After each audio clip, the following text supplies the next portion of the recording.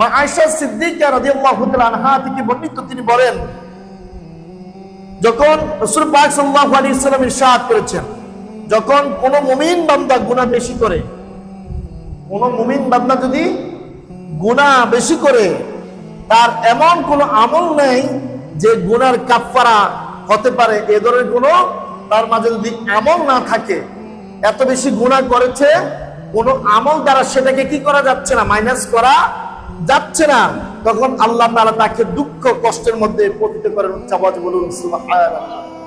তখন তাকে দুঃখ কষ্ট দিয়ে আমার আল্লাহ, সে যদি ওই দুঃখ কষ্টের মধ্যে আল্লাহকে ডাকে, আল্লাহকে স্মরণ করে, আল্লাহর উপর ভরসা করে, আমার আল্লাহ এই দুঃখ কষ্টের মাধ্যমে তার গুনাহগুলোকে মাফ করে দেবে। উচ্চাবাজ বলুন সুবহানাল্লাহ।